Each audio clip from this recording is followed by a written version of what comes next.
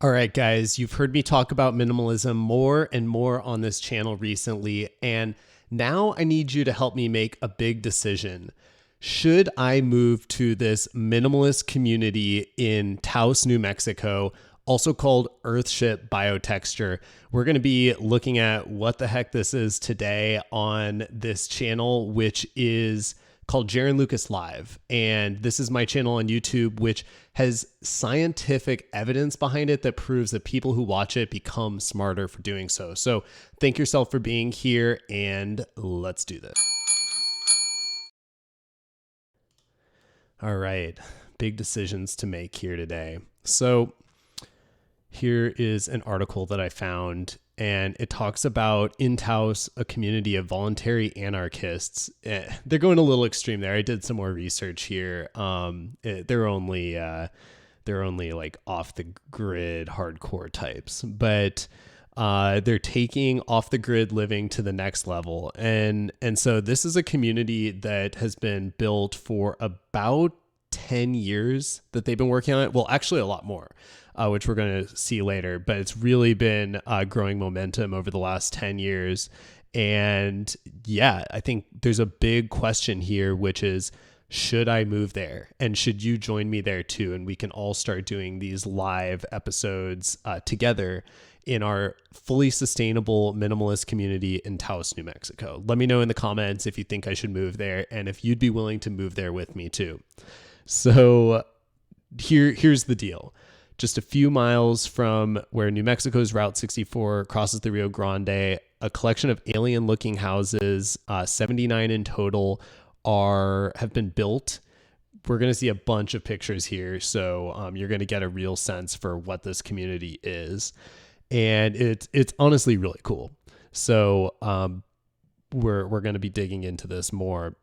So while the houses, they have like rounded corners, it's also called the Greater World Earthship Community or Earthship Biotecture, and it's almost completely self-sustainable for people who want to live off the grid. And here's the thing. We're all going to have to live off the grid at some point. The population is about to add another 2 billion people to it during our lifetimes. The strain on world supply is going to get immense. Building material costs are going to go up and up. And so what they're doing here in this community, while it might seem hippie and far-fetched right now, this is a really important thing that they're doing. And by the way, if you're watching this live, hit me up in the chat. Let me know if you have any questions and if you'd be willing to move here with me. If you're not watching this live, make sure that you subscribe and hit the notification bell so that you're alerted every time I go live. I'm really working on building my channel into an interactive show. I moved it into full live stream this year, so less than a month ago. And my goal is to get 100 people watching these concurrently by June 1st. And hopefully doing it from Taos, New Mexico in a building that looks just like this. So, but you got to decide if we're going to move here. I'm deciding this for myself, and I'm kind of leaving it up to y'all. So the Earthship concept was created in the 1970s by architect Michael Reynolds, who still works and resides in the Taos community. That's dedication. So this guy has been working on building these buildings that they use natural resources like sunlight and rain, and they turn them into clean energy. The buildings are built with recycled and natural materials, and the buildings are actually themselves designed to produce water, electricity, and food for their residents year round. That's incredible. Imagine if your house in the suburbs could do all of this. And again, this isn't really that far-fetched, right? Like the sustainability pioneer Elon Musk is building rooftop tiles that are solar panels for a reason. So all this stuff is really important. More and more people are going to go off the grid, partially for cost and partially because we can. It takes a lot of behind the scenes whenever you're using electrical sockets. what's actually happening is coal is being mined and then thrown into a furnace and producing energy. So if you think, well, I know anyone watching this channel doesn't think that that's a good way of generating electricity, but that's really why these things are important. So the basic premise of the Earthship concept is that we're looking to sustainably harvest naturally occurring phenomena so that our home will take care of us. And basically they talk about getting free utilities. You can see kind of what the inside of the home looks like here. So that looks pretty chill. I would definitely be interested in living there if you, the viewers, tell me I should. So let me know in the comments if you haven't already. And they have a visitor. You can actually visit this place, which they talk a little bit about later in this article that we're looking at. And the entire southern wall of these buildings consist of angled floor-to-ceiling windows, and they're covered by greenery. So they're homes, but they're also mini greenhouses. And then within them, rainwater is collected using a cistern on the roof and channeled into a water organizing module, where it is filtered and fed into the house for consumption. Wastewater from sinks, showers, and washing machines, known as gray water, is sent into an underground botanical cell where it is used to water the plants in the indoor greenhouse. The gray water also goes back into the toilets in the house. After it's flushed, so you might want to not use your bidet here. That's maybe the only downside if you use one. Most Americans do not. The gray water also goes back into the toilets. After it's flushed, the black water from the toilets is pumped into a septic tank, treated, and then fed into an outdoor garden in the same way that the gray water is used to water outdoor plants. This means that the harvested water is being used 4 times and it's all fully automated. That's a really incredible design. And one of my goals this year is in my backyard, we provide that I stay here. I might move to Taos, but in our backyard, we have a very sparsely used garden that came with the house. And so one of my goals this year is to start composting. So I am actually saving up organic material, just like things that fall off my trees in my backyard right now. So we're saving that up. And then I eat, like, I've just been really monitoring how much we're throwing away. And by the way, 50% of all trash that's thrown away in the United States is food waste, basically. 30% is technically food waste, but 50% is compostable material. And so that just looking at that alone, and I've really been doing a strong deep dive into, first of all, I was just asking myself, like, is sustainability important or is it overblown? The answer to that question was that it's incredibly important and we're totally effed right now. So when I look at, things that I'm doing professionally, starting companies, areas that I'm doing that in, it's all around sustainability ideas. I think this is going to be one of the biggest trends of the next 30 years, really. And I think people are really going to start living differently, because what I'm seeing is that more and more of my friends are talking to me, telling me as I talk about these things, telling me that they care about it too. So if you care about it too, give this video a like, and let me know what you are doing in composting, recycling. Let me know if you're doing all that stuff yet. But yeah, so I'm going to be composting and then feeding that into my backyard garden. That soil really does need to be replaced. Soil really can't be used over and over again. Just like it needs kind of like to refresh itself organically. So that's why I am in desperate need of new soil back there. So, but if I move here, I mean, sounds like it might all be fully automated for me. It might really make things easier for me. So windows on the south side of the house are designed for maximum solar gain during winter. This all comes back to the sustainable autonomy that these homes have.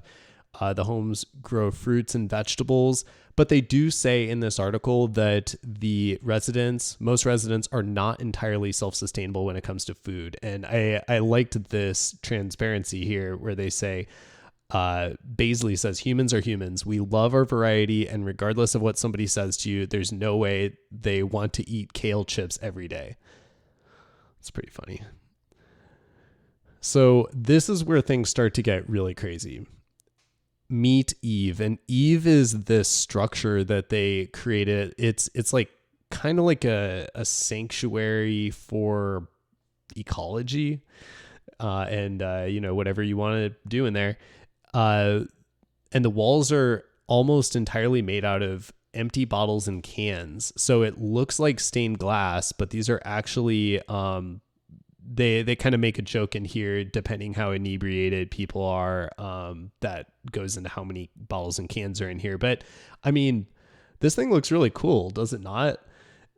I definitely, I mean, they got some good artists in this community. And when I searched Taos, just in doing a little bit of deeper research on whether I should move there or not, I found out that it's actually an artist community. So there's no surprise that a community like this would pop up. But, they got about 150 residents living there right now, and about 70 homes. And this thing could definitely keep growing, because really people are just now starting to look into this kind of stuff. And I don't know, for whatever reason, there's been an idea that's been crossing through my mind as I've been digging into minimalist lifestyle and, finding ways to kind of declutter my mind.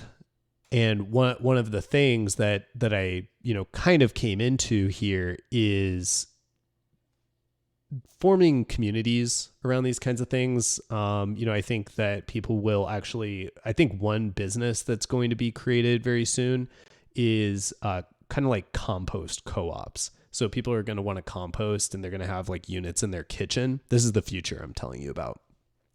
People are going to have compost units in their kitchen, and then they're going to leave the like composted material out in their front door, and they're going to get paid for it.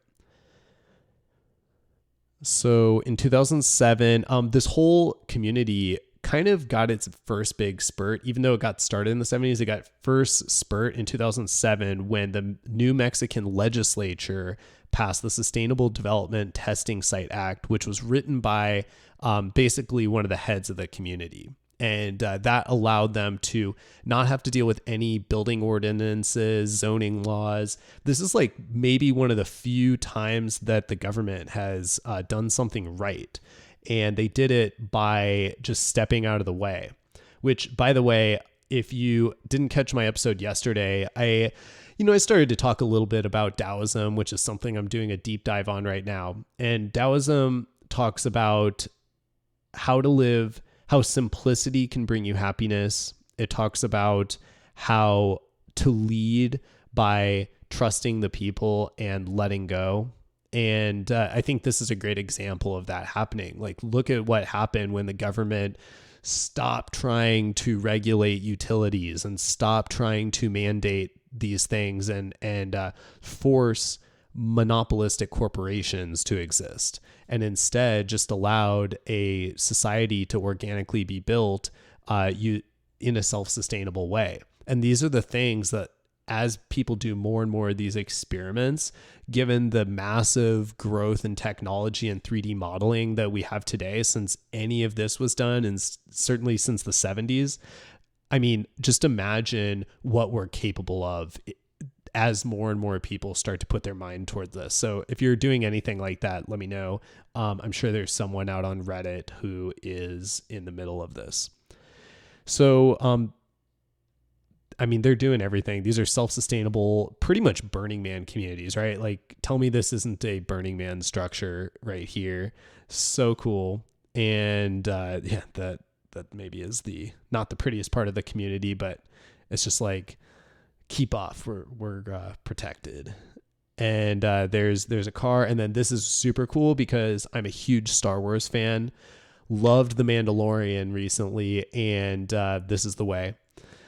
So if you are into Star Wars like I am, I say we just move to Taos, New Mexico, and we go hang out in this building and maybe shoot some Star Wars episodes there, some shorts, or I don't know. I feel like that could be a really good way to live Star Wars life. So, they have a really strong little community here, and this place is beautiful. Like, this actually might be one of the prettiest places in the entire US. And I'm thinking about maybe moving there if enough of you tell me I should do so. So let me know in the comments if you think I should. And this idea of simplicity is one that I have gotten really into. Simple living, minimalist lifestyle, being minimalist. And one of the things I have found in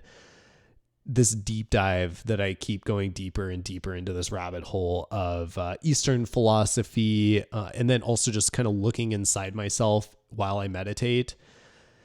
That's a hard one to explain if you haven't actively meditated. And especially, I think transcendental meditation is the most helpful in kind of like getting to the deepest levels where you don't really have any thoughts, that those are kind of up here, and you just kind of reach this level of deep stillness, silence, and bliss. Actually today, I meditated about an hour ago. I meditate for an hour a day, and I did my second 20-minute TM, and this is my experience. At first, I'm outside, birds are chirping and stuff, and I am, I have some thoughts. I'm a little relaxed. I have some thoughts, and then, I'm going deeper and deeper into just like pure silence, pure stillness. You're saying a mantra. So a mantra, something that sounds a lot like my mantra is, Cheryl.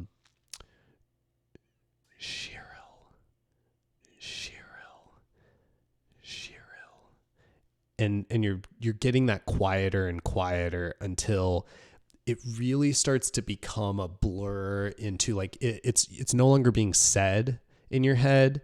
I didn't mean for that to rhyme. But it's no longer being spoken. It kind of just starts to become like a nudge, and then just like the concept of a thought, the concept of a sound. And then you get to this point where it just goes away, and you're in pure stillness. And on this one, I felt all of the dopamine in my head drop.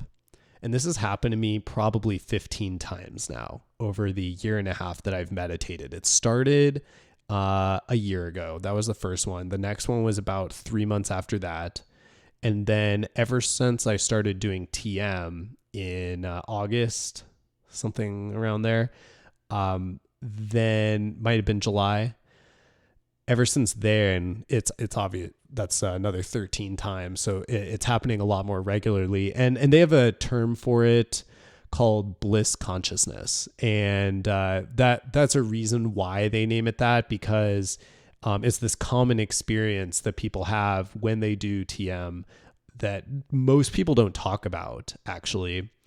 And when you reach these states, you're just pure, it's pure silence. And when you hit that, you're losing all sense of yourself. You're losing sense of time. You're losing sense of space around you. And then you become part of this infinite nothingness. And when you reach that, sometimes you can experience like huge floods of light, or you can experience huge, like all the dopamine dropping in your brain, and you get goosebumps, and it just goes all over you. And so these are really nice things. And when you reach those points, sometimes what always brings you out of them is a thought. And sometimes those thoughts are really good ones. Some say it might be because you have reached the source of thoughts. So you're kind of like past this, the most turbulent, fear-based part of your thinking, which is what most people live in their daily life, myself included, of course. But as you practice TM, you're not up there as much. You're down here a lot more, and so you get better thoughts. I can go into why Taoism would say that is, but that's for another episode. But all of this, all the simplicity, the self-sustainability, the freedom, all of this really fits into what Taoism prescribes. And I think that's really interesting. You know, usually I think when you hear a lot of people talk about a thought, you know, a line of thinking around health and happiness, it tends to lead its way into like a collective socialistic type of mentality. Whereas Taoism really talks about letting the people to themselves and showing them the way. That the Tao means the way, showing them the way to inner happiness, simplicity, and so forth. So I think communities like this, which you and I may move to together, let me know if we should do that. Those are going to be the outcome. This type of living is going to actually grow substantially. New suburbs are going to form that are just like this one, and probably take a lot of lessons from it. So if you agree, let me know. If you are trying to practice visualization also, like you're trying to improve your life, you're trying to find that simplicity, you're trying to figure out where to move your life next. I have a couple of free guides. One is an audio series that I was charging $267 for, and I've just made it free this week. It's called Visionary, and you need to go check that out. I have a link in the description, and it's a 7-day course primarily targeted towards entrepreneurs, but really can be used by anyone who is looking to incorporate meditation and visualization for 7 days, and use this to the term I use in the program is to manifest the life you want. That is one way of saying to create what you want flawlessly, seamlessly, stop struggling, and kind of live a happier life according to what's going to really fulfill you. So go check that out. There's a link below. It's called the Visionary Business Manifestation Program. And then I also have a couple of ebooks that I wrote last year that can help you along the way. So go check that out. Those are all in the description. And I'm doing this live stream Monday through Thursday. Of course, today's Friday, but I was under the weather earlier this week. So I wanted to make sure that I got some episodes in. So I'll be back on Monday, although I will be doing a live stream with my brother tomorrow. We haven't decided if we're going to live stream it on this channel or his. But if you see that pop up, be on the lookout. We're thinking of doing our weekly catch-ups actually in the form of a live stream and talking about all this stuff like minimalism, Taoism, and how people can live happier, better lives and be fulfilled through some of these things that we're deeply learning about. So thanks so much. I will for sure catch you on Monday. So make sure you subscribe if you haven't already. Give this video a like. And until then, stay visionary.